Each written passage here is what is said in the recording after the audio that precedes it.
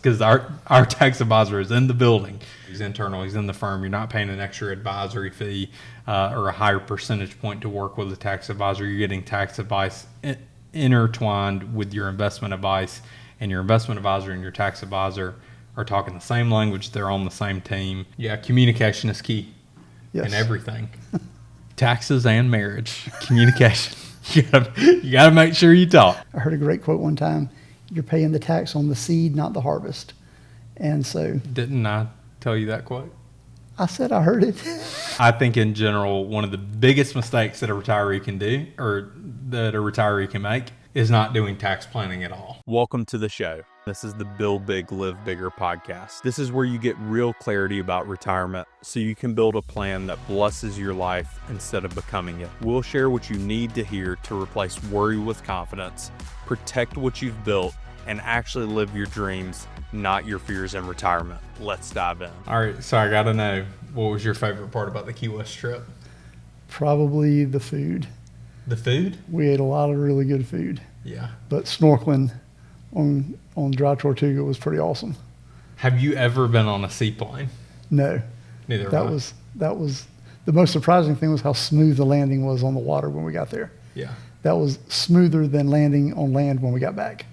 I was very surprised at how smooth that was. But yeah, that was. Have you ever gone on a company trip like that before? Definitely not.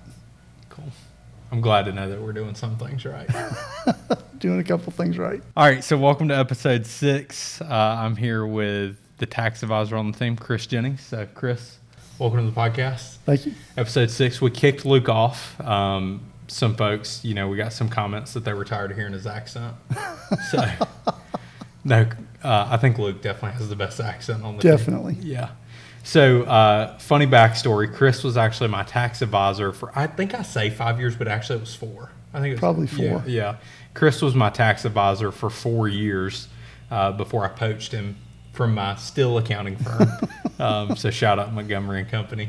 We still love those guys and refer them out a lot. But Chris was my tax advisor for 4 years, and I ended up poaching him from a good colleague of mine. And he still likes me, so that's good. I hope Joe watches this someday. Anyway, you got to be careful. You got to keep your good people close. Johnathan will start talking to them. So, Chris, give us a little bit of your background. So you came in with the firm. What? It's almost been a year? Been a little over a year. It was it's been over a year. 1st of June. Man, June 3rd, actually. Wow. So give us a little bit of your background now. I'm going to talk Chris up before he gives us his background. Chris did my taxes for 4 years before we ever brought him on. Did a stellar job at doing that, and really, Chris just has a heart for people and a very, very good team member. One thing that I've learned over the last year is if Chris sees a trash bag, he will grab it. Anything that you ask him to do, he will do it. So you got to be careful about what you ask him to do, because his answer is always yes.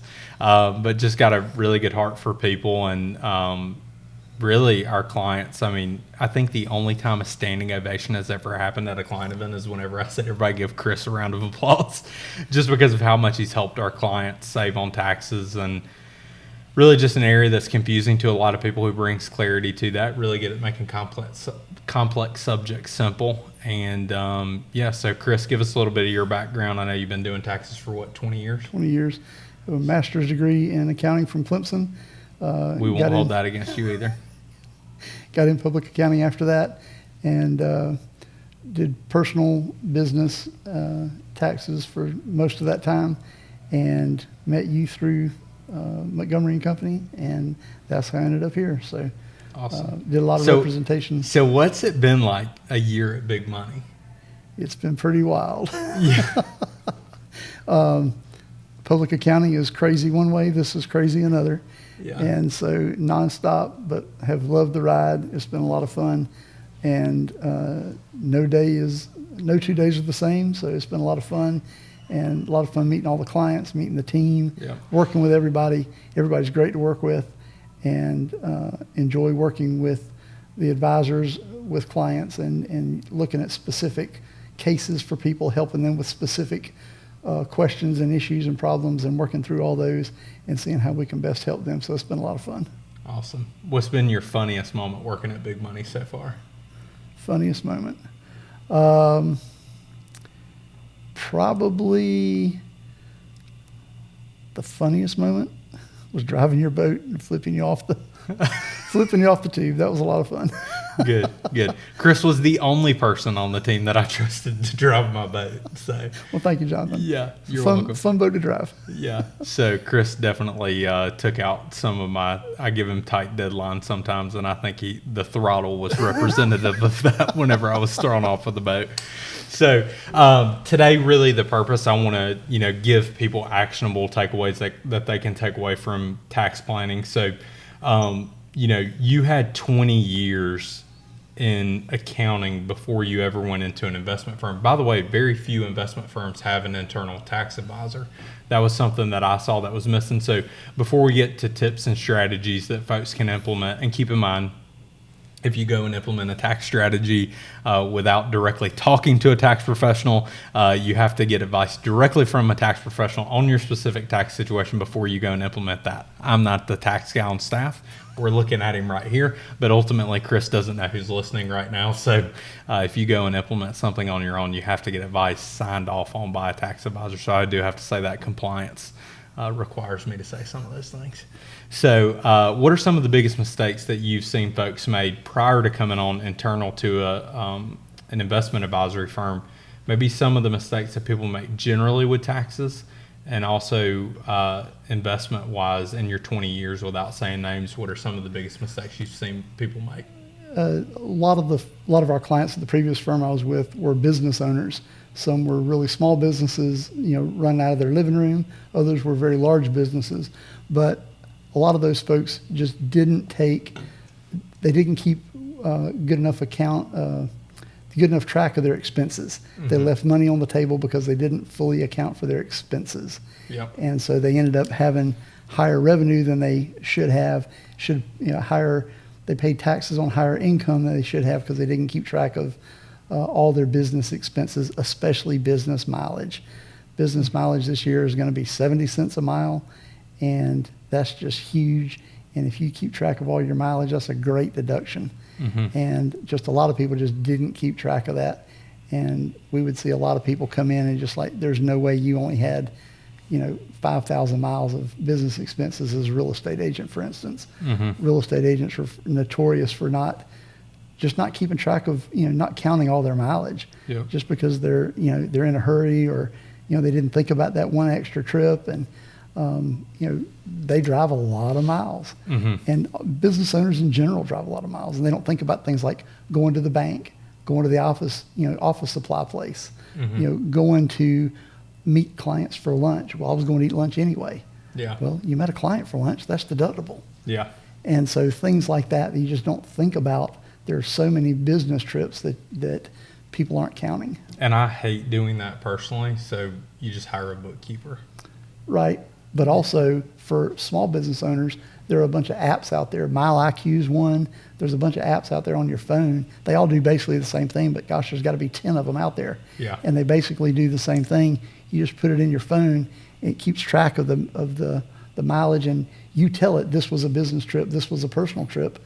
At the end of the year, it gives you a printout, and you either use it to file your own taxes or take it to your accountant, mm-hmm. and it says, okay, I drove 12,000 miles this year. 4 of them were business, 8 of them were personal. Yep. And it makes it real easy, and they're dirt cheap. So, my mind always goes to our clients whenever you bring up something. So something that a lot of our clients encounter is Social Security claiming strategies, and what you're talking about with business deductions sometimes can apply to them. Like if you leave a job if you retire between 62 and your full retirement age, the number is 23,000. It may be a little bit more in 2025 inflation adjusted, but you can't make more than $23,000 a year, or your Social Security is penalized. Reduced. Yeah. By 50 cents for every dollar you make over that. So one thing that I think that could be helpful if you're a retiree retiring between 60 or 62 and full retirement age is with their employer. A lot of these folks will go and do consulting roles. And if you do a consulting role and get paid $10.99 rather than getting paid W-2, you can actually deduct all of those expenses on your taxable income at the end of the year. And as long as it's below $23,000 after deductions, you'd be way better off getting paid 1099 rather than W-2, right? Right. And I've had a couple of people this week ask about the expenses they incurred as a W-2 employee.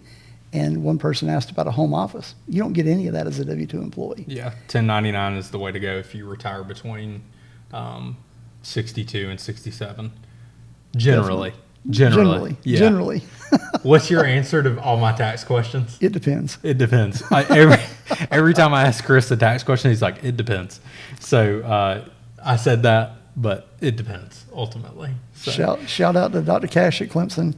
He told us in tax class the answer to every tax question is it depends. I thought about getting Chris a T-shirt that says it depends.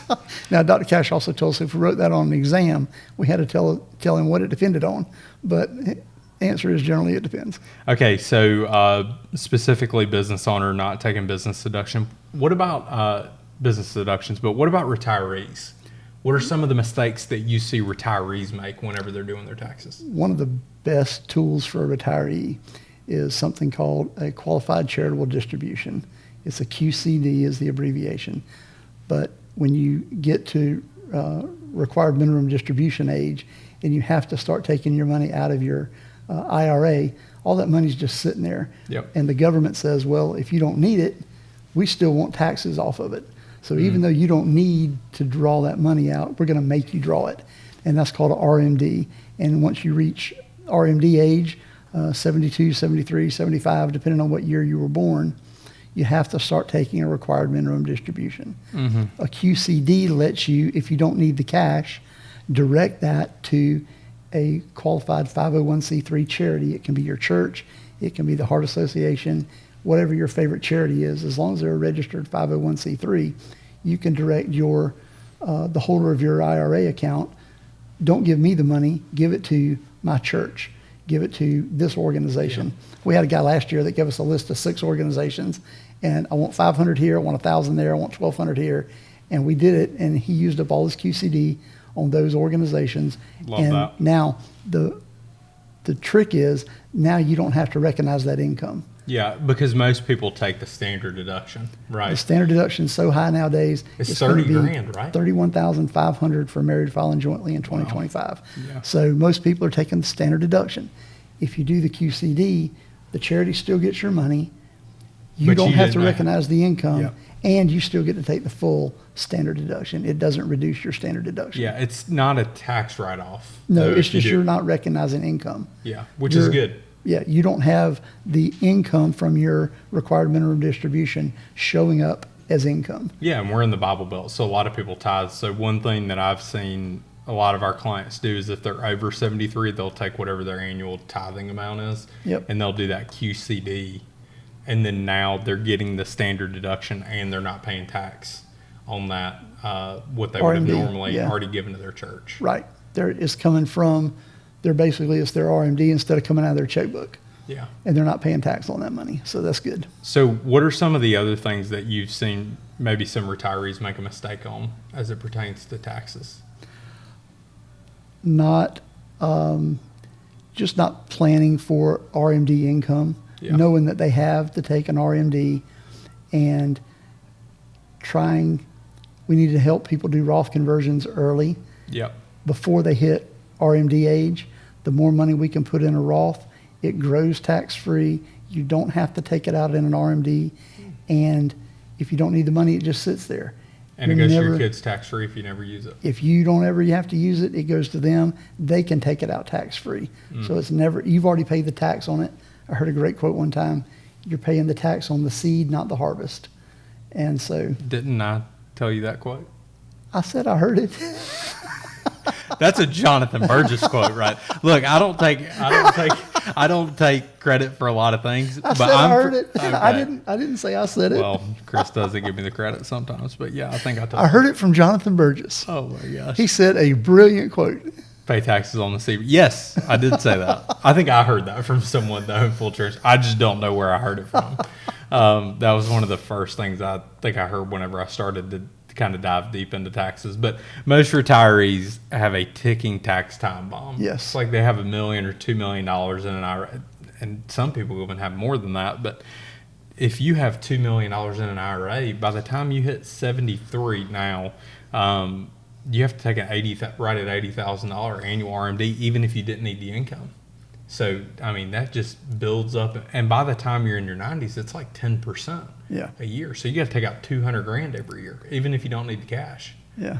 Which is a lot of tax. Right, Chris? Yes, it's a lot of tax. So doing Roth conversions, what Chris is talking about is you pay taxes on that money now. You recharacterize it into a Roth, but then it grows tax-free. But you got a couple considerations you got to make with that, right? You can't touch the money for a certain period of time. 5 years. And each conversion, so if you do a conversion this year, 5-year clock starts on that conversion amount. Next year, a new 5-year clock starts on the new conversion amount. But after that, you can take it out at any time, and you're not paying tax on it, and there's no penalty on that. Yeah, that is good. So Roth conversions for sure, something that you want to be looking at every year. Any other big tax mistakes that you've seen people make around tax planning, capital gains, anything of that nature? Not keeping track of basis. Oh, we have seen that a lot. Yeah, some folks will become new clients. They'll transfer over their accounts, and maybe they hired, so let's say advisor 1, they hired in the 90s, they hired advisor 2 in the 2010 time frame, and then they hire us. Well, if they kept a lot of those same securities, maybe that advisor from back in the 90s didn't transfer their cost basis to advisor number 2. Now you have to go in and really do some research. Oh man, that's been some of the toughest things that we've had, and we do it. I mean, we'll find it. We've had a couple of big clients with big portfolios that we had to go track down some basis, and it was a little bit of work, but we did it, and we helped out the client, and it turned out great for them, and because they didn't have to pay tax on the whole gain because they did have a basis.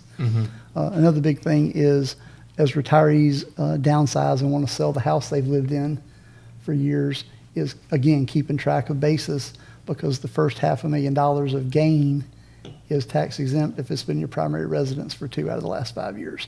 And that'll be a big one for retirees looking to downsize. Yeah, but I think in general, learning, you need to be especially if your advisor has a department like we have, you need to be communicating with them about any major sale. Yes. Anything that you have a large capital gain on, like we just had a client yesterday, sold some property in Montana. Yeah, sold some property in Montana, $1.3 million taxable gain, but they were talking to us before they ever experienced that. So now we're helping them try to offset those capital gains. We knew it in advance, we planned for it, and now we're working with them to mitigate that. So it's great. Yeah, communication is key in everything. Taxes and marriage, communication.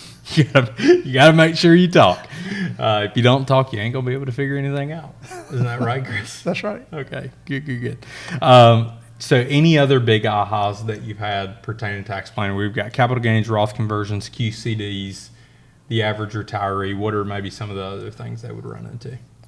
Those are the biggest things, but one of the things that's also retirees can do for their grandkids, if they have grandkids coming up, is do 529 plans. It's only deductible on the state level, but it is an easy way for them to contribute for their grandchildren's education.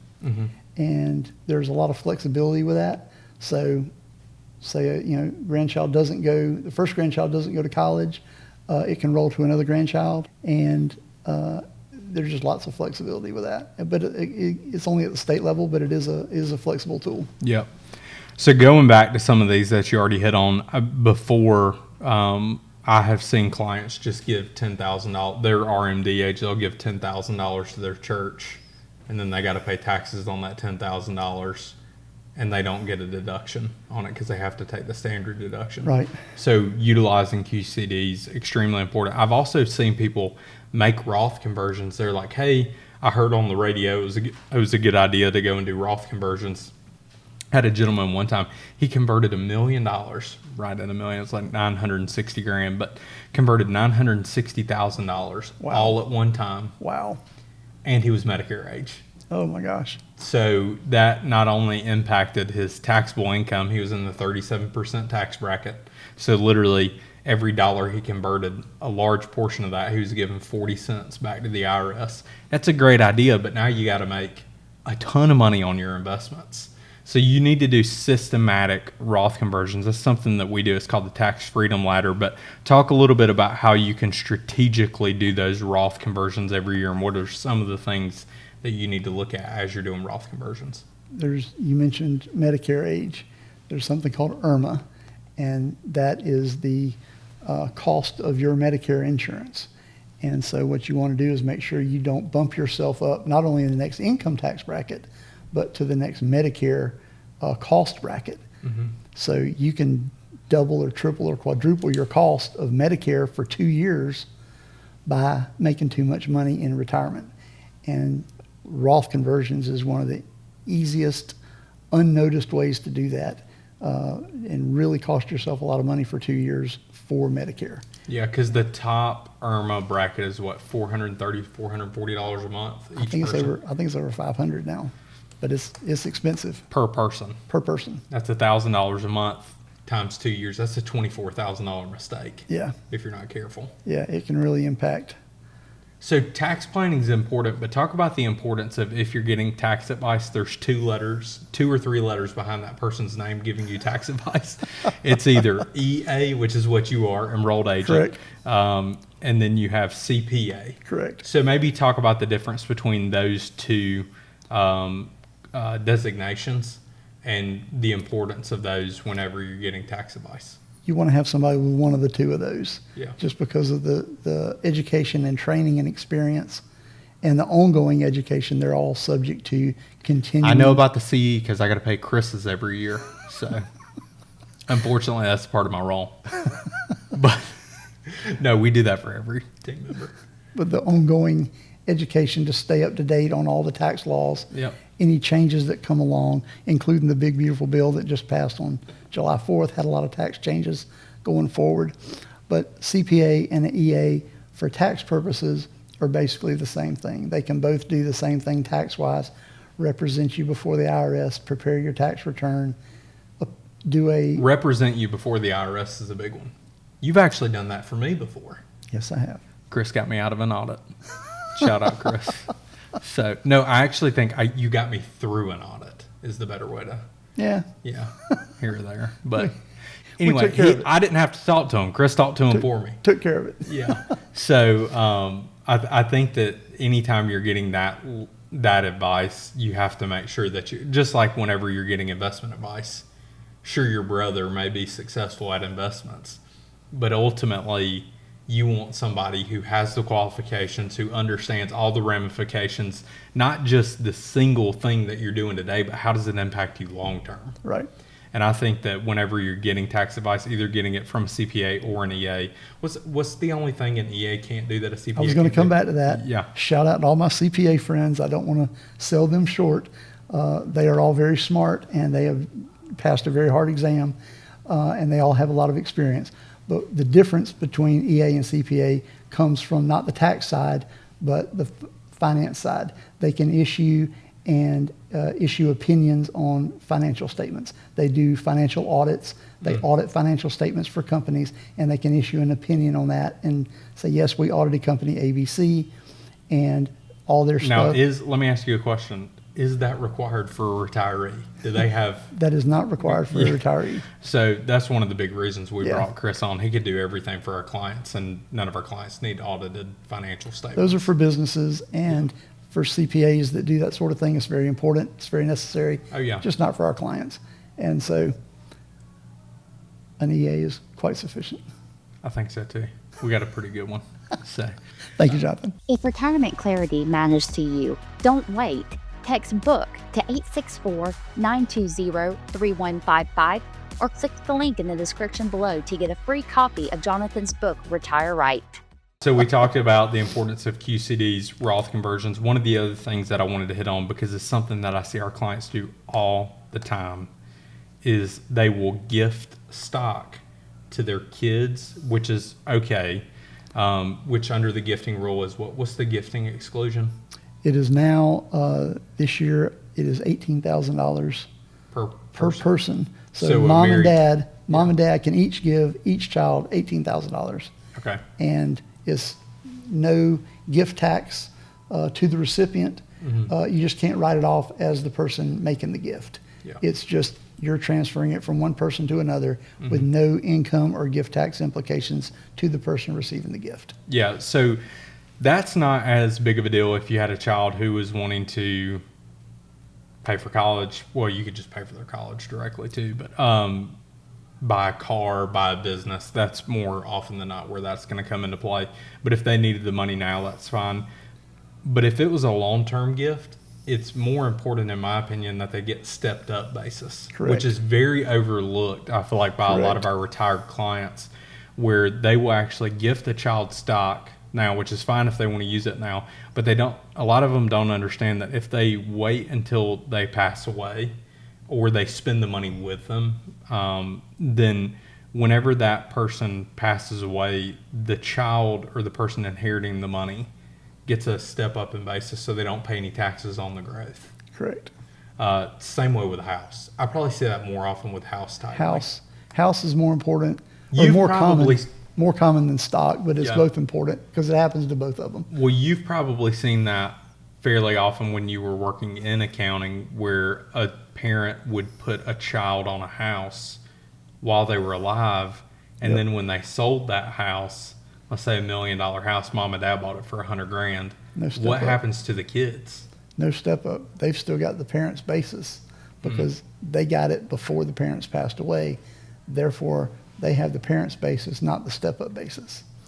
And so, to use your example, parents buy a house for $100,000 in 1970s or 80s. They lived in it for 40 years. It's now paid off. It's now worth $1 million. So if it's in the parents' name, they've both passed away. 2 children, adult children, now inherit that house. It's worth $1 million. They get a step up in basis to $1 million. They sell it for $1,050,000. Their capital gain's only $50,000, Wow. not $950,000. Which happens all the time. All How the many time. times did you see that? A lot. It just people trying to be smart about things and thinking they're doing the right thing, and trying to do something proactively without seeking the right advice. And now they have lost out on $950,000. Yeah, and we're not talking about estate planning today. That's, Another we don't have an estate planning person sitting right here beside us. But in general, the tax side of that is you could really run into some large $900,000. You would owe 15% of that, so that's a huge. $130,000 tax bill that you could That's have huge. avoided altogether. Yeah. Chris, I got to know, what are some of the other hacks? Well, I mean, somebody's sitting there and they want all the tax planning hacks. Do you have any other hacks for me? Always pay the IRS. That's important. We've seen some people think they're sovereign citizens and not pay taxes for a couple years. One of the biggest things I saw in public accounting, business owners not paying payroll tax. If you can not pay a payroll tax, that's bad, because that'll stay with you. And the penalty for that is 100% of whatever the tax is. Wow. And it follows the individual and the company. So you say, okay, I owe them $1 million. I'm going to close my doors. Okay, Mr. Business Owner, that now follows you personally. Wow. So you can't get out of it. That's why you just hire a bookkeeper and you hire a That's payroll right. company and you That's avoid right. all of that. That's right. So, Other hacks, definitely with the higher, this applies to a few people, but it applied to a client of mine, and they were very smart about it. With the higher standard deduction, now it's $31,500 this year for marriage filing jointly. These folks had a very large house, very high mortgage interest, very high property taxes, and gave a lot to charity. But even with all that, they still didn't qualify for, they didn't have enough to do the itemized deductions every year. So what they did was they doubled up. They did not have their property taxes taken out of their mortgage. They paid it themselves every year. And so what they did was their mortgage interest was a huge amount. They would pay their property taxes in January and December of this year. Oh, okay. You get double credit for that. And then they made all their charitable contributions. They either front loaded it or waited, but they made all their charitable contributions in this year that they were going to make for the next 2 years. They made it all in 1 year. And so next year they take the standard deduction. Oh, okay. The following year That they is a double up hack. again. That's pretty good right there. And for Good. some people that isn't gonna matter, but for some Yeah. people it will. And if you double up and don't pay it through your mortgage, if you pay it directly, you can control the timing. So pay it in January and December, and then do all your charitable contributions, and then the next year you won't have any of that. You'll still just have whatever your mortgage interest is, but Yeah. that isn't going to be enough to qualify for itemized deductions anyway. So you can't control that. But that's a good one. That's a good one. So tell me, what has been your biggest aha moment since you have come from public accounting and into the investment world, seeing how much we actually deal with taxes every day? And maybe what are some of the things that you've learned since you've been here that you're like, wow, I didn't even know that was an option, or, some big ahas that you've had? the flexibility of life insurance, some of the things we can do there to help clients. Also, all of the work that financial advisors have to do to just stay in compliance with things. The rules that you have to follow, everybody has rules, but just the rules that you have to follow to stay in compliance, and the amount of effort that we go through to help our clients and to make sure that they're, not only we're helping them, but they're staying compliant, and that we're doing things the right way, and that we're doing the Roth conversions. We're doing the different things that we help our clients do in a legal way, but there's just a lot of extra work behind the scenes that I didn't realize. Yeah. went You on. thought So financial advisors just went out like cowboys, huh? that's right. I thought they had it easy. Oh my gosh. I'm kidding. I know they work hard. I know a lot of financial advisors, and they all work very hard. But just seeing the different steps they have to take was a real eye-opener. So what have you thought? I know that you've kind of led the charge on a couple of the alternative investments that we use, and really have learned a lot in the last, year and 2 months on the alternative investment side. But tell me how your eyes kind of open there, and how much fun you've had doing that kind of tax planning for clients. That's been a real eye-opener, because I didn't know that was out there. Yeah. And just seeing the different strategies. What was your view on stuff like that as an accountant? Because you come from that world. So I remember, by the way, I'm fairly aggressive on my tax planning. So I still paint within the lines. But definitely, I would much rather have an investment than pay the IRS. So, kind of walk through the alternative investment world, how your eyes were open, maybe how you viewed it before and how you view it now. Very skeptical before, did not fully understand the reason that you got a big tax deduction up front. Yeah. The fact that was not, if you made a $100,000 investment and you had an $88,000 loss the first year, you didn't lose $88,000 out of your 100. Yeah. It was a tax write-off. It was because of intangible drilling cost. You were not losing $88,000 out of your 100. It was a tax loss on a K1. And your full $100,000 was still fully invested. You're still making your dividends on that $100,000. And learning that and seeing how that all worked behind the scenes was very eye-opening. And I was very skeptical about that, and was very concerned about two particular clients that were mutual clients. Yeah. Clients of big money and clients of the accounting firm that I worked for. And I saw those big losses, and I was like, wait a minute, that isn't working. Yeah. And so now that I know. Accountants just see it and they're like, oh my gosh, you incurred this much of a loss. Like, how did that happen? But particularly what we're talking about is there are some energy investments out there that you can structure where you get a large tax loss because it's clearly in the tax code. But, and then they, obviously based on projections, pay you moving forward. But yeah, I can remember whenever I did that for the first time with you and the previous firm where you worked, you guys were like concerned. Very concerned for you personally and for two specific clients that were mutual clients. Yeah. I was like, wait a minute, this isn't working. But now working here and seeing how those have worked and the distributions, the return on investment, what's your viewpoint on that now that you're actually implementing that? Very relieved that you're not losing the initial investment. Yeah. It's a tax loss. And so due to the tax code and intangible drilling cost, they can deduct that up front. It's basically an upfront cost that they get to deduct. So you're not losing your money out of your investment, you're losing, it's a cost that they get to deduct up front. It's a deduction, not a loss on operations. Yeah. And so knowing that was a very big relief. Yeah. And so I was very happy to know that those two particular clients did not lose 88% of all the hard-earned money they just put in. Yeah. So, yes. And you only do that with a portion of someone's assets. But the fact that they put in 100 and lost 88 was a shock. And you're like, well, I'm glad that didn't really happen. Yeah, but I remember sitting down with you, and you're like, Johnathan, are you like sure that you're that this is a good investment? I was like, I did a ton of due diligence. So yes, Chris, I am. And then, I've been in that particular one for 18 months and it's performed. I think it's my favorite investment. Oh yeah, very well. But I think that the view on the accounting side, you only work in this bubble. And it's like you really don't know what else is out there, and then you come and you actually start implementing these things. And we coach you through a lot of that, but to see it work now, I'm sure has been a big eye opener. Definitely, and to see just the different ways accountants look at things versus investment advisors. And not that either one's wrong. You're just looking at different things for different reasons. Yeah.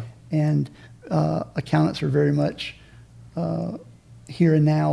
What are we doing right now? How do I mitigate your taxes this year? They're like order takers or waiters, like you. And this is not every accountant, so I'm not generalizing, but most accountants, you do what you do throughout the year. And it's kind of like when you order at a restaurant. You tell them what you want, they go to the back, they prepare it, and then they bring it back out to you. Whereas proactive planning, and I know the firm that I work with, so we'll plug Montgomery and Company here, but I meet with those guys quarterly. And so a lot of that is, they're helping me do quarterly tax planning for expenses and, just any ways that I can save on taxes proactively. But you can do that same thing with investments. Yes. You can focus on tax efficient investments throughout the year, maybe that your accountant wouldn't know about. They can tell you proactively how to plan. Hey, this is what we think you're going to owe in taxes this year. You need to make sure you have X dollars in an account for, the upcoming tax bill, quarterly tax payments. But it's a completely different world because they're not going to sit with you and say, hey, Chris, you should invest in XYZ company to get a tax deduction. That's just, they're not investment advisors, so they're not going to give you that line of advice.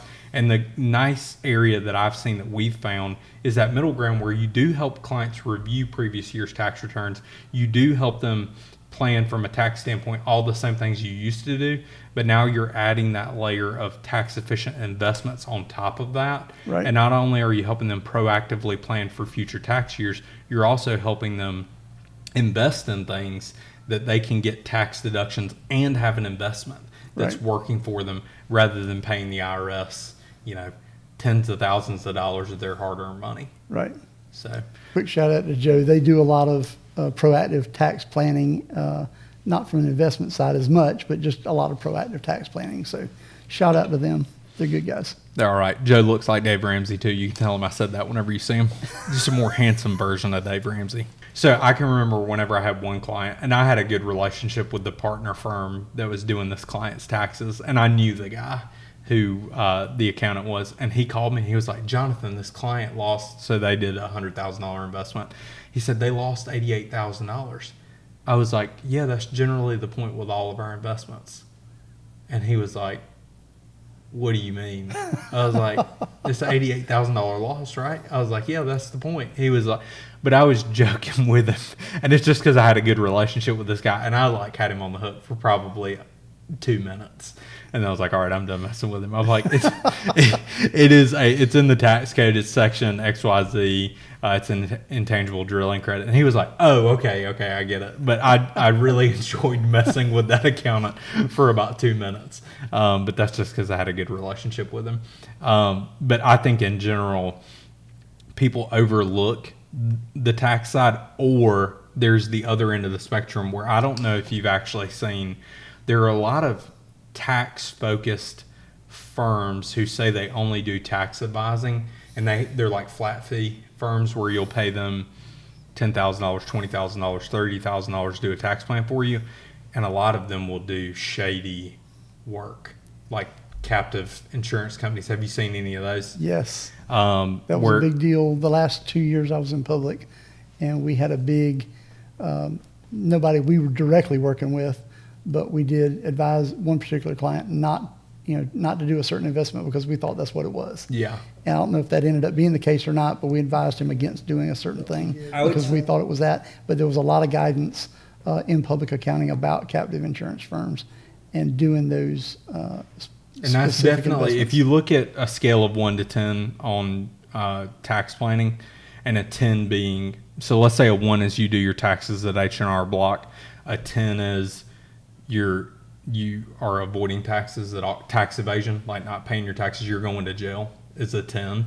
I would say that, a 5 is you want to do tax planning, you're willing to get audited, but you don't want to pay any money back.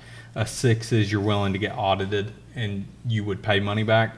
I would say in general, we try to do investments with our clients that are a 2 on that scale. So we're definitely tax conscious and want to help our clients, and we're willing to do things outside of the box. But ultimately, anything that we recommend, it's got to be stable. It's got to be secure. We're dealing with folks who are in their, early 50s to late 80s even sometimes. But I think on that, if you look at a tax scale, I would say staying around a 2 is always the best idea. I would say personally, I'm a 4. Yeah. He said my number before I said it. So, I think I'm definitely a 4. But I think in general, one of the biggest mistakes that a retiree can do, or that a retiree can make, is not doing tax planning at all. Yes.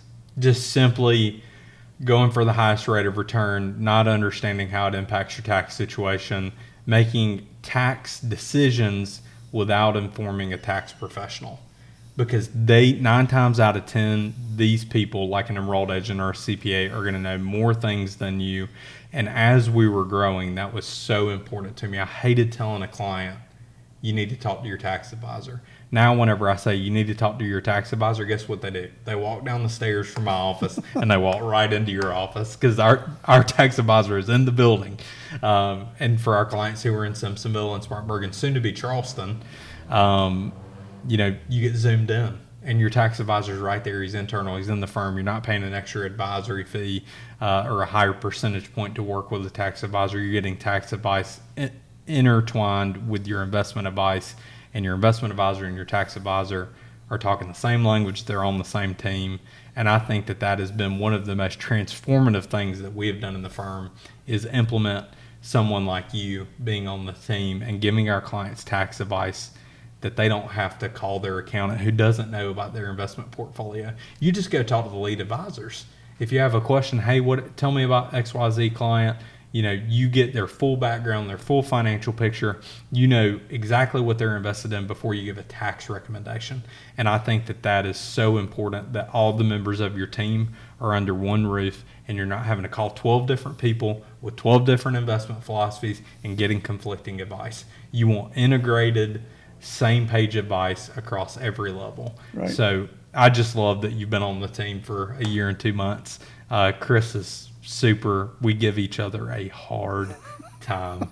I gave you a hard time whenever you were my accountant. Yes. Today. Yes. But now, since he's on payroll, I can give him a little bit harder time. Yeah. But honestly, I know that, Carol, his wife, is in the background, so I don't give him too hard of a time because I really like Carol. So anyway, Chris, thanks for coming on, doing episode 6. Appreciate it. And for real tax advice from a tax advisor, call Chris.